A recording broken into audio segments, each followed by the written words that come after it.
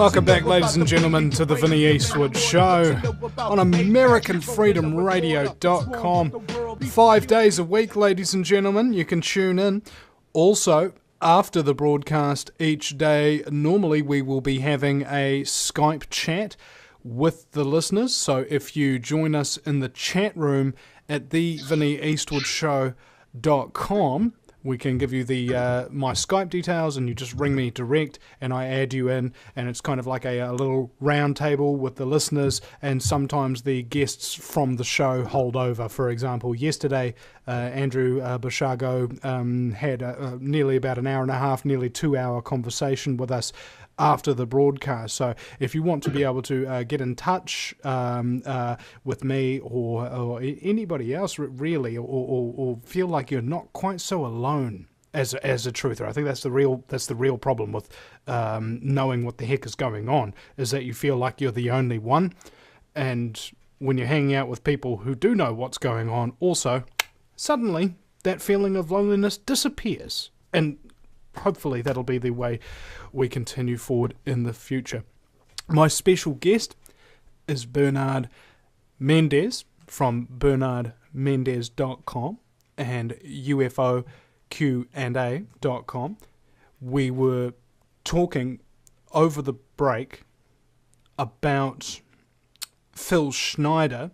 Those of you who do not know who he is, has a few fingers missing on one of his hands that he says were blown off during an underground incursion during the construction of, I think, a deep underground military base around the Dulce area at the time. And Bernie was explaining to me some things over the break, but I'm not sure if he's allowed to elaborate on those topics. But Bernie, what would you say on this situation and about Phil Schneider?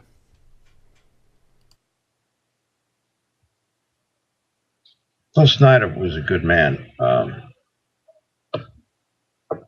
Apparently, he retired and went out and lived some west someplace, and I don't know who his friends were. He has a great deal of information at his home, which somebody should take care of. Perhaps make a museum or make copies to the Center for UFO Studies where everyone can review it. Or perhaps get a grant and put it on a website. I would explain a great many things, perhaps down the road. He was with the ONI a long time.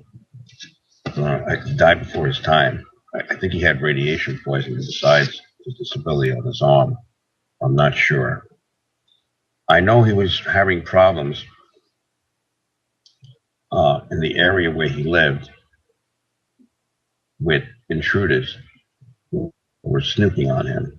And then he had complained about this snooping that was going on, people trespassing on his land. Some say they were kids just hanging out, getting drunk. But, if you look at this place, it's in the middle of nowhere. Why would they, come up at his house? I also heard that, people trying to enter either without a forced entry in his actual home, and that he had set a trap, and the trap had sprung, and that several people got really ticked off at this because it figured out that somebody was trying to get in. And apparently no one complained about this person who got caught in a trap that Phil Schneider set to capture the intruder to this day. So apparently he was some sort of, I don't want to say this over the radio.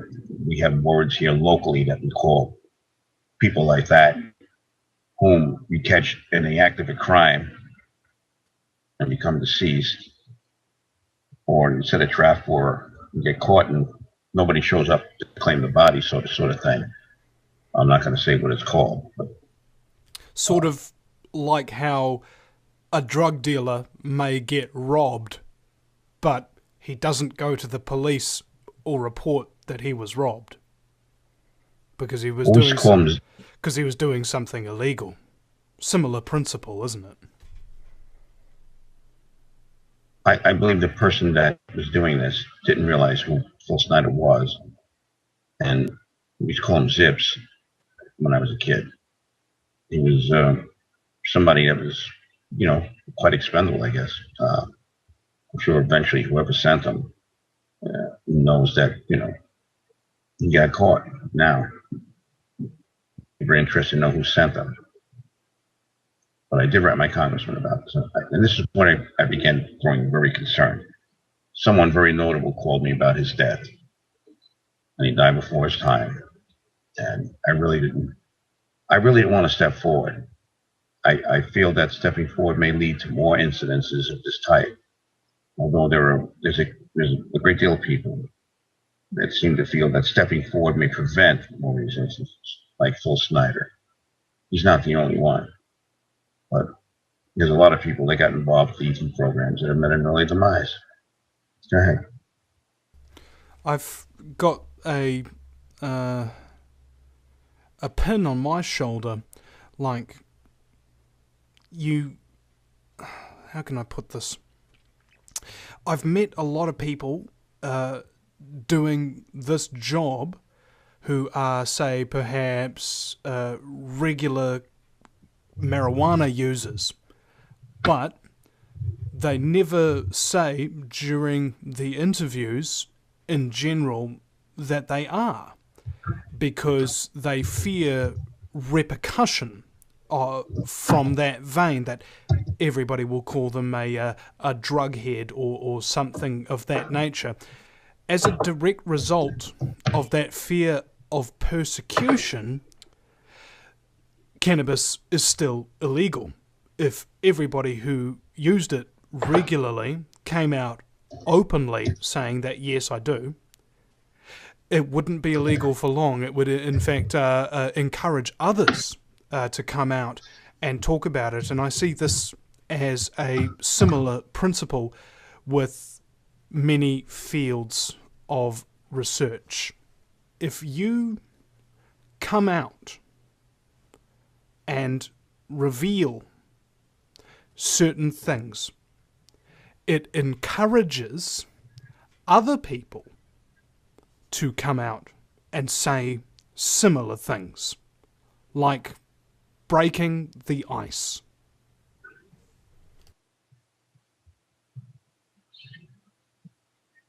That's true. Phil Snyder was very brave for stepping forward. I don't know what led him up stepping forward. When I seen him on YouTube, he did look familiar, and what he was talking about did sound familiar, especially when he got to the part where he was doing underground demolition, trying to find an entrance to the Dulce area, but it was far away from where the original Dulce area was. But I knew the range quite well, the White Sands Missile Test Range. It's officially called the U.S. Army Proving Grounds, White Sands Missile Test Range, Alamogordo, New Mexico, 88330. And that's what his assignment was. I mean, and he was asking me to help him, which I did. And he was a very nice fellow. And stepping forward has positive things and has negative things. You know, when I got involved in the CT question, I was quite young, quite fit, quite tight-assed. And I really, got my jollies off of it. And I really loved doing the work. And being on the cutting edge like this, I thought this was like the most fantastic thing in the world to do. Then one day I ran into a group of people who injected religion into this equation and said, this is all evil. Could be some sort of, anti-Christ thing, a devilish thing. And if you're involved in this, well, maybe you're evil too, And my usual response was, and it had to happen a few times, because Nixon took his response as well. If you say this face-telling guy is evil, who would arrested him down the hall? I mean, just punch him down the hall. Were they some kind of relative? So, to make a little pun about it. So there's always a good thing and a bad thing, which leads me to the Manhattan Project, which I got involved in a little bit because I transferred over there. And an individual I met who kind of explained it, and that's why I think like this to this day. He left a very vivid impression about me, about a great many things. But one of the most things that impressed me most was what he said to the following: that he had been involved with the Manhattan Project here at Columbia University just about from the very beginning. He was worked as a professor's assistant and worked his way up. He had actually helped build the first compiler of the atomic pile, which was made of these, and he actually showed me one. He still had a few left. They're big carbon blocks, about 4 inches square and about 2 or 3 feet long, all the way around. They're rectangular blocks, and they built a rectangular block on rectangular block. That's what they got, was carbon, would retain the radiation quite well. And then they put the rods closer together, and it made a lot of heat, made a lot of sparking too. But there are films of this because the radiation wasn't refined. And he remembers quite vividly sitting there when they got this damn thing to work, and people came out with radiation poisoning, of course, and figured out a cure that and whatnot.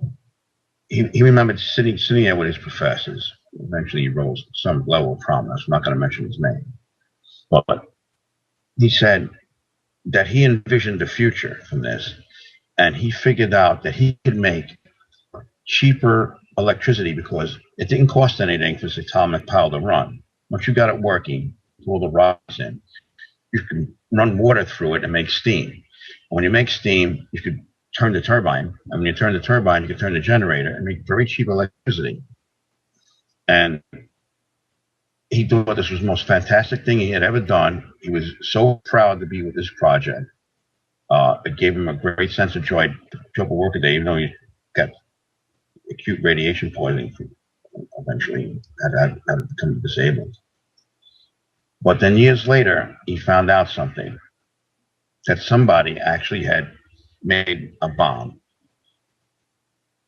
and actually made a bomb from it, and actually you could blow the world up for it, and then put the bomb on top of a missile or in a bomber plane, a bomber jet, and was actually, do mass casualty incidences with it. And he was like a broken man for a while. But the moral of the story being that, out of this great discovery came a really good thing. And also somebody used it for another purpose, which they didn't think was a really good thing. And I think that's what happened with Snyder and the people he was involved with. Some people thought that this was a really good thing. Other people thought, well, this is not a really good thing, and began aggravating him for some reason or spying on him for some reason. I've had the same problem, come to think about it. So have a lot of people get involved with the project, that people that you couldn't prove existed would start in with you and ask you for information. I complained about a great many people in my day. Right? Well, there's no right or wrong about it. They felt they had the right to do what they did. So you're dealing with amoral agents, really? You're a little broken. Well, amoral agents. People without conscience. That's what we're dealing with ultimately. And part of my research has led me to believe that there really is nothing they won't do. Morals are restraint. These guys have no restraints. So keep talking, Bernie. The, the ends justify the means. You know what I'm saying? Yes. Some people feel that this technology that is there right now, well, that they should have the technology. Will there be groups within our own governments or groups from foreign governments or even groups that are unknown? And there's a 3, 4 groups that are still unknown. They feel they have the moral right, absolutely, to become involved and confiscate this technology. Well, it seems that when we're talking about control mechanisms, ladies and gentlemen, these are the ones that are the most important. The keeping of advanced technologies from the rest of us leads to a technocracy. Those with the technology will be in control of those who don't have it. We'll be right back. Welcome back, ladies and gentlemen. You listen to the Vinny Eastwood Show, the most technically plagued 2 hours in talk radio. Bernie, you wanted to wrap up with some of the elements of Andy's story. Yes. We only have about 10 minutes. Go for your life. Okay. Agnew was a very great man, and he really brought a lot of people together that he saw that could do these type of missions. And you know, I wouldn't have done a lot of these missions if he hadn't encouraged me. I remember him quite well. I knew his name was Agnew, which I later found out there was a vice president by that name. I don't know if they were related, but I did ask him one time. There was a vice president by your name. Global warming was discussed, although it wasn't really a big deal. My theory was that if you take the cubic feet of water existing on this planet and take the amount of ice on this planet and melt that ice, by now we should have basically 2 to 4 feet of water in Manhattan. So I know they give a bunch of Nobel Prizes out for all this. I did quite a bit of work myself and never got recognized. But my whole basic theory is, where is the water going? It's got to be going someplace. So that's an issue. I think even some court people recognize that too. This whole psychotronic thing is quite new to me. I know there's low-level electronic warfare. This whole teleportation issue as to what we're going to do with it ultimately is an issue. The mandate from Congress to find practical uses for teleportation. I think sending mail and packages like we do UPS or FedEx, certainly that could be used for that. I don't see why. I was even commenting about that 36 years ago, why it couldn't be used. Somebody said that it cost too much money to do, but that is yet to be proved or disproved. I was told that Tulsa technology was involved in this. I've seen a lot of Tulsa's devices. And let me assure one and all the listeners out there who know me, these devices have never been duplicated. I cannot determine what kind of metal they were. They were very peculiar looking, but they offered a lot of promise as far as what they could do. In fact, I'm speaking with Tom right now about some of them. One device actually lit up a great area quite brilliantly with very soft light.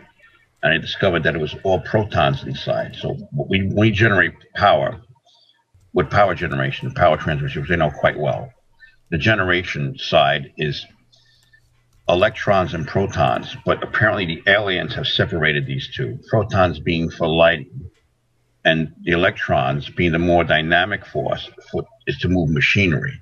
And they can generate somehow and separate the two, which is what we're ultimately going to do. I think ultimately this technology is going to be used. When and where, I don't know. Who's actually going to take the lead and begin using it is another story.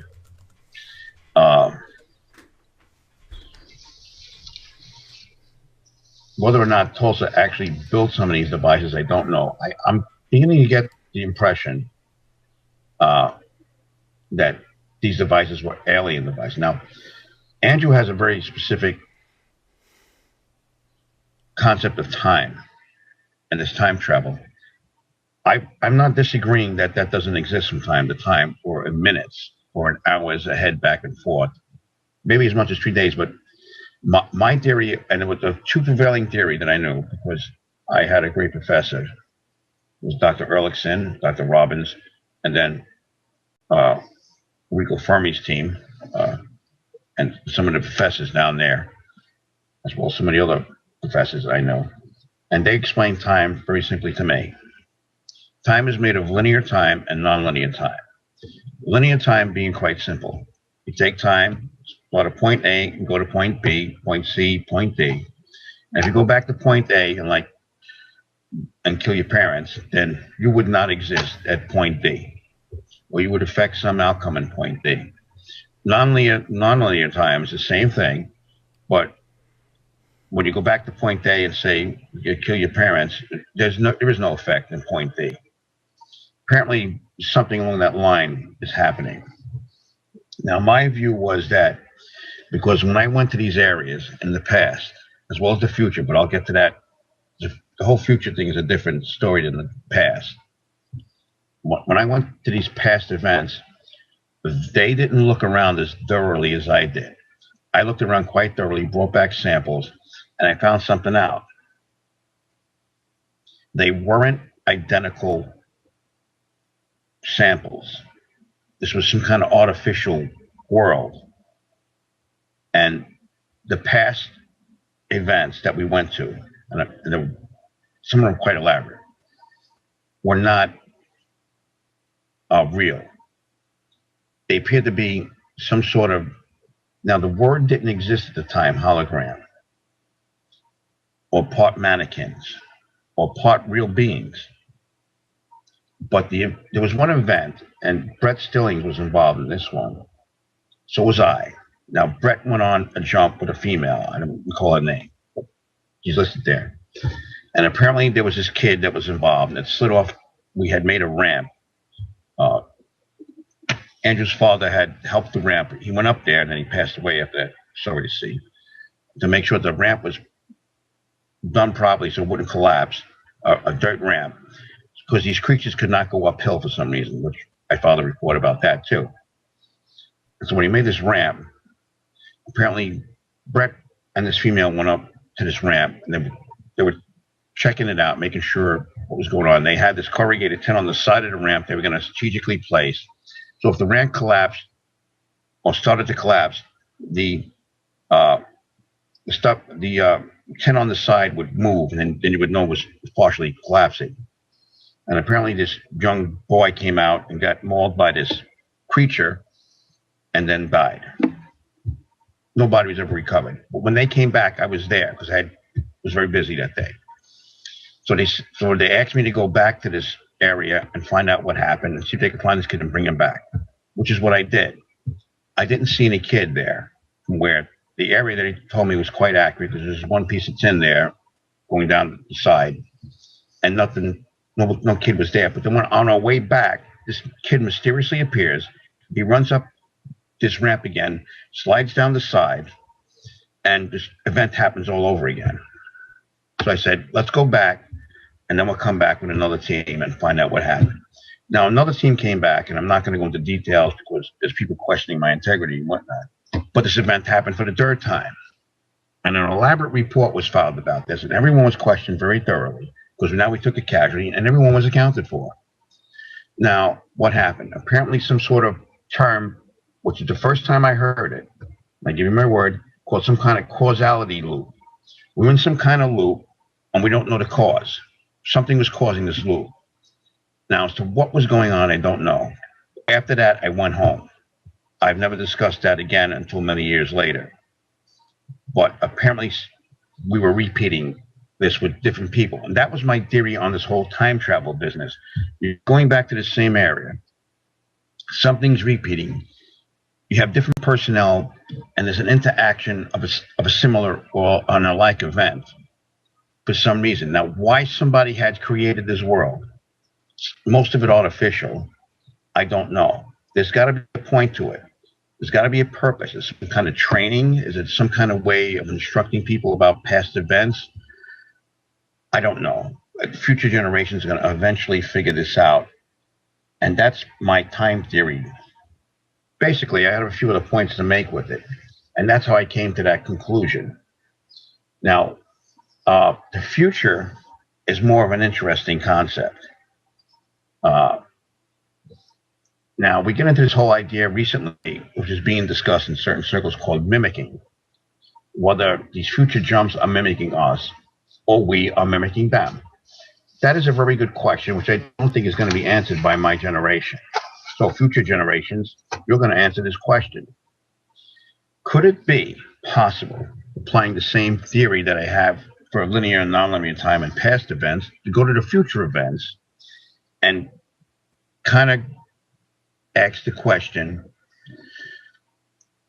could they be observing our world to such an extent that when we jump to the future, they say to you, I'm from your future, and this is going to be your future. I have the new cell phone right here, and it's got all these new features, and here, I'll give you one, and this is from the future, and you use it, but I want you to patent that for me, and I want to split the dividends with you. Since them being an advanced civilization. Now here's what this whole convincing goes on. And I think that's what it's about. Traveling from the past to the future. Go ahead. Bernie, thank you so much for your time today, man. It's been very, very interesting. And I hope people will take this interview as part of their big goodie bag of research upon which they should basically do further research at bernardmendez.com and UFO Q&A, that's A&D, .com. Bernie, thank you so much. Been a pleasure. All right, we'll see you again sometime, ladies and gentlemen. Archives will be up at thevinnieeastwoodshow.com, AmericanFreedomRadio.com, GuerrillaMedia.co.nz, and also on my YouTube channel, Mr. News Guerrilla Media. We had a webcam with Bernie today, so it'll be a very good video. Join us in the social chat in just a few minutes. If you take an active interest in maintaining the optimum health and well-being of yourself and your family, the New Zealand Journal of Natural Medicine is the magazine you've been waiting for. Having taken Australia and New Zealand by storm, the New Zealand Journal of Natural Medicine is now available in the UK and Europe. Visit www.nznaturalmed.co.uk or call 01626 337 531 to order your copy now.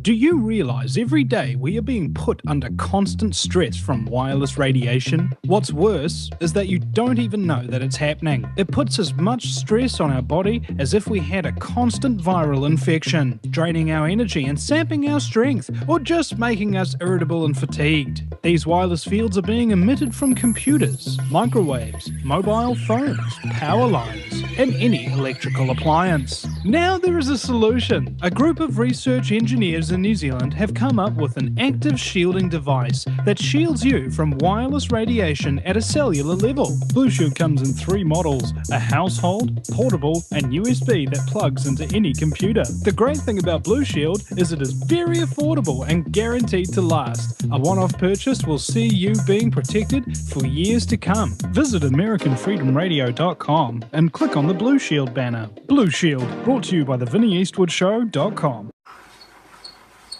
No matter where you live, globalism affects you. Did you know that the Vinnie Eastwood Show has more subscribers than New Zealand Herald TV and is New Zealand's most popular YouTube news channel, where warm-hearted humour and a list of awesome guests talk about crucial issues which the mainstream media ignore? A show where you, the listener, can phone up with questions, comments and suggestions of guests. Vinnie is building a hub to connect truthers with raw information they need to become active. He can help you gain further skills such as website building, producing audio and video, and creating revenue streams in your own multimedia environment. Because Vinny supports such a wide range of people in the truth movement, he is not government or corporate backed and relies entirely on your donations. Give now, give generously, or subscribe for $10 a month for access to ad-free video archives. Just visit thevinnyeastwoodshow.com and click donate.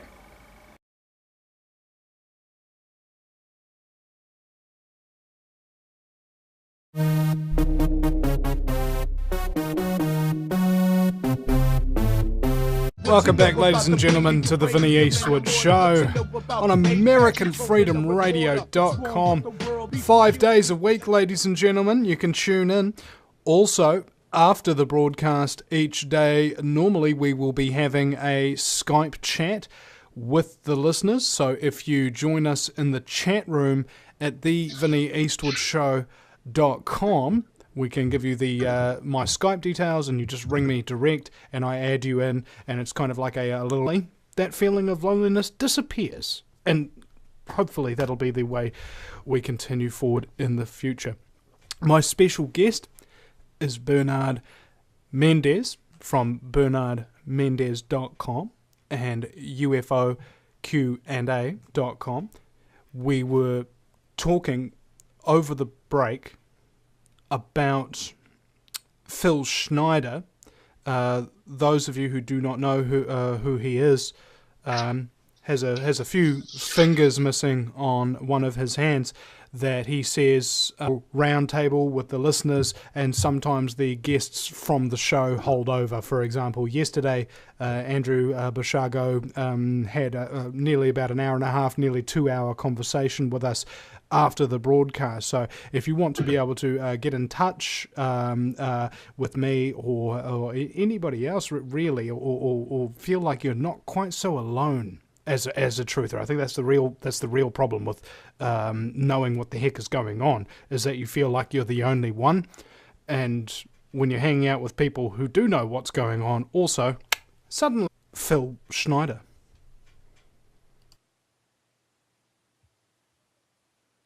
Phil Schneider was a good man.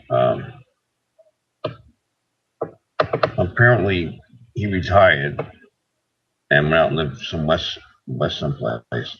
And I don't know who his friends were. He has a great deal of information at his home, which somebody should take care of. Perhaps make a museum or make copies to the Center for UFO Studies where everyone can review it.